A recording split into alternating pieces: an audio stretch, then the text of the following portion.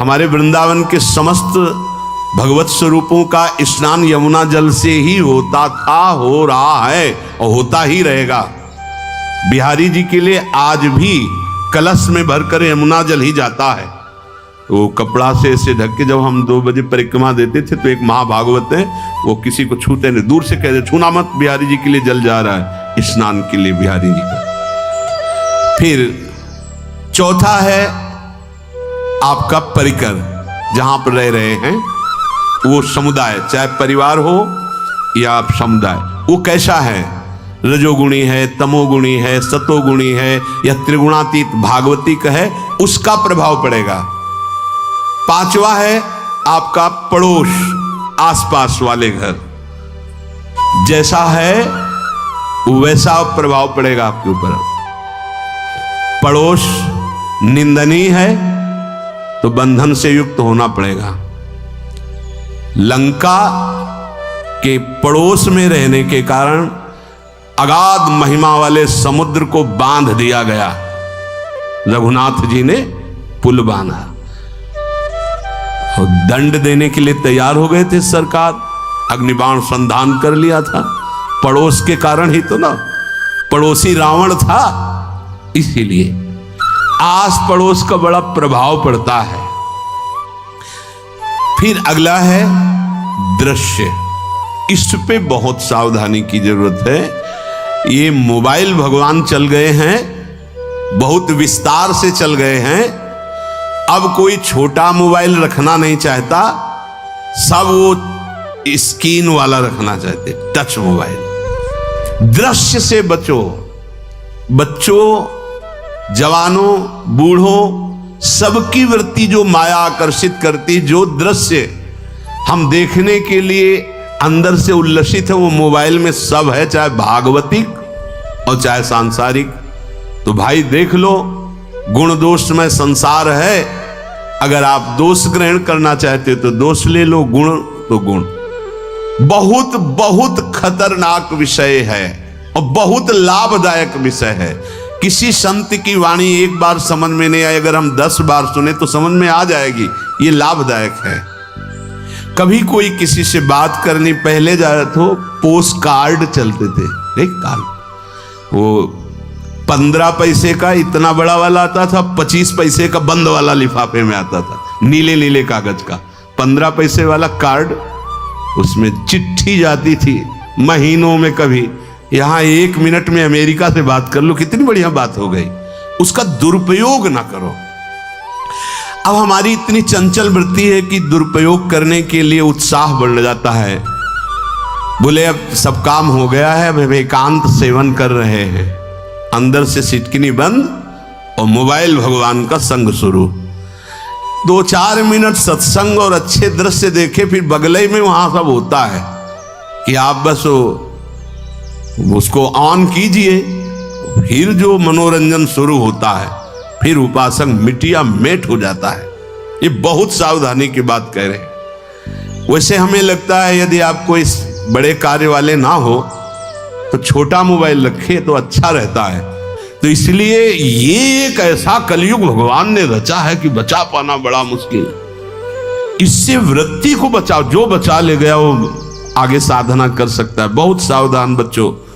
हमें लगता है यदि आपका मन चंचल हो, आपके शासन में ना हो, तो स्क्रीन वाला मोबाइल वो अपने माता पिता को दे देना चाहिए। और हम कहते रखो, छोटा वाला रखो, कभी कोई आपत्ति विपत्ति या सूचना देनी हो, बढ़िया काम करता है। जरूरी नहीं है इतना बड़ा लेके चलना। हाँ, अगर आपको बहुत राजकीय विभाग के कार्य हैं तो बात अलग है कि कौन सी सामान कहाँ कैसे, तो वहां से वीडियो भेज रहा है, वो चेक कर रहा है, यस हाँ ठीक है अब चलाओ। अपने को क्या काम है? सत्संग अगर सुनना है तो सत्संग सुनने के अलग यंत्र आते हैं, चला दे उसमें, वो इतनी बड़ी लगती है, उसमें चिप, पेन ड्राइव ऐसे लगा दो और सत्संग सुनो। जरूरी वो दृश्य वाला रखो। यहां कह रहे दृश्य, अगर गलत दृश्य देखा तो बावरे बन जाओगे और अच्छा दृश्य देखा तो भगवान के मार्ग के पथिक बनोगे। तो देखो, अच्छे दृश्य में भी दोष दर्शन की वृत्ति की गुंजाइश है। जैसे कोई लीला हो रही है, लीला के पात्र, जैसे हमारे ब्रजमंडल में रास लीला होती थी, ऐसे 12 वर्ष 13 वर्ष के लीला पात्र, सब नव किशोर, जहां भाव ही बने रोते रहो। अब वहां बड़े बड़े लीला पात्र हैं, अगर हमारी भावना शासन में नहीं है तो वहां हम अंग प्रत्यंग के दर्शन से हमारी हाव भाव वहां जो हो रहा है उससे हमारी वृत्तियां बिगड़ जाएं। जब छोटे छोटे लाडली लाल परस्पर खेलते हैं तो केवल आशीर्वाद देने को, रोने का मन होता है। अगर आप लीला भी देख रहे हैं तो बहुत सावधानी की जरूरत है, क्योंकि वो चिदानंद शरीर नहीं है, पांच भौतिक शरीरों, हमारी दृष्टि पंचभूत में लगी हुई है। नाम जप करो, लीला गायन करो, फिर देखो जो लीला, अरे यही जीवन का परम सुख मिलेगा, सच्ची मान लीजिए। बस हम बार बार ये कहते हैं मोबाइल का सदुपयोग कीजिए, दुरुपयोग नहीं। मोबाइल बुरा नहीं, उसका प्रयोग बुरा है। दृश्य और साहित्य वैसे ही मनोवृत्तियां फिसलने वाली हैं, और जब ये आ गया कि फिसलाने में कितना लाभ है तो ऐसा कोई साहित्य और आलोचना, ऐसी कोई वार्ता न करे जिससे हमारे अंदर गंदे भाव आवे। यदि अच्छी चर्चा करते तो अच्छे भाव आते। देखो अभी ऐसी कोई भावुक चर्चा होने लगे तो सबका हृदय द्रवित हो जाएगा, और गंदी चर्चा हो तो हमारा हृदय विकार युक्त हो जाएगा।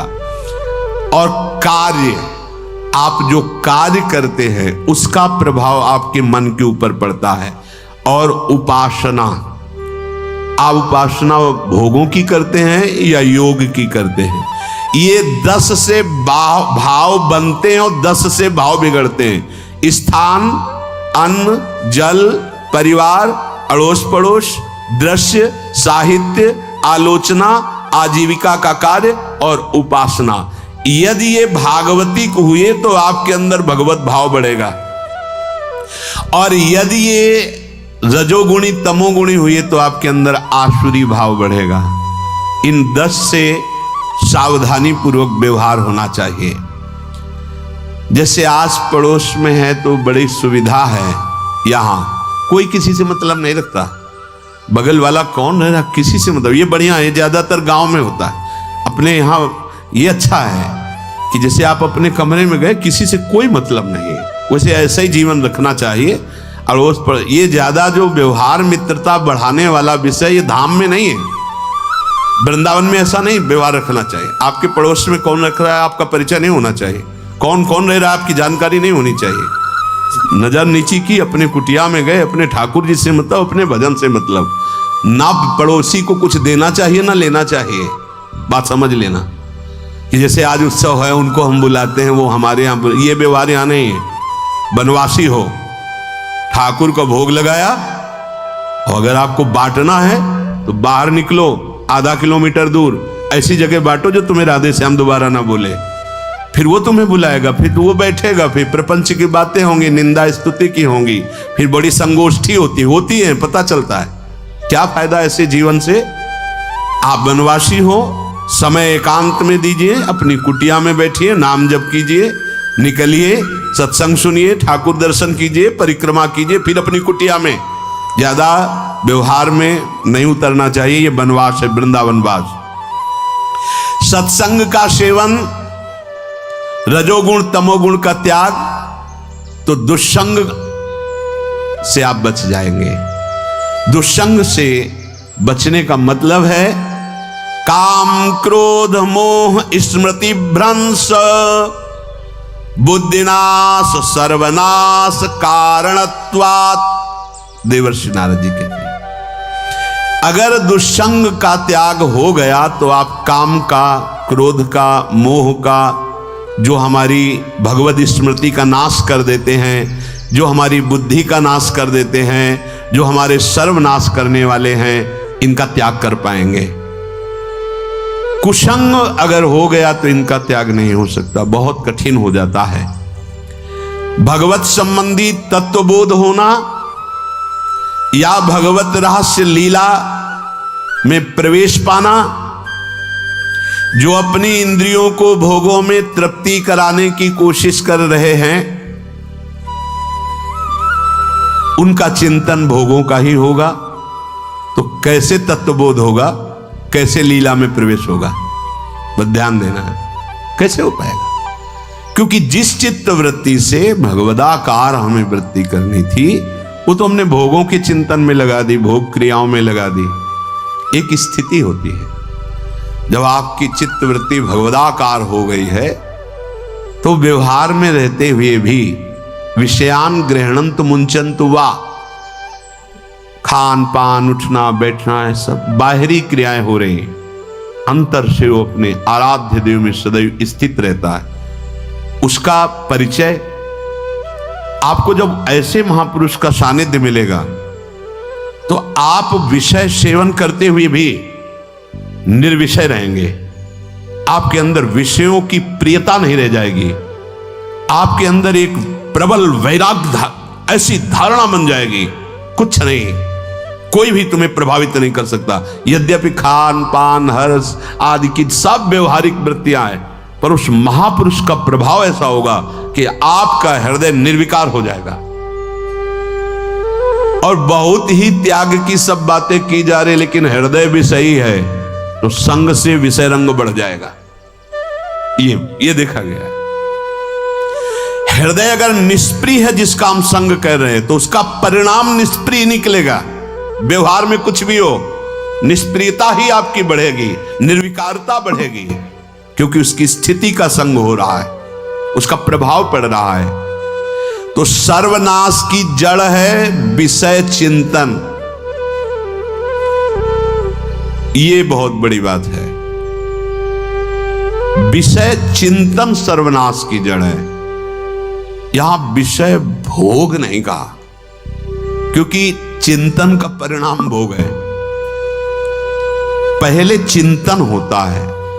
साधक ध्यायतो विषयान पुंसः संगस्तेषु उपजायते, संगात् संजायते कामः, कामात् क्रोधो विजायते, क्रोधात् भवति सम्मोहः, सम्मोहात् स्मृति विभ्रमः, स्मृति भ्रंशात् बुद्धिनाशो, बुद्धिनाशात् प्रणश्यति सर्वनाश।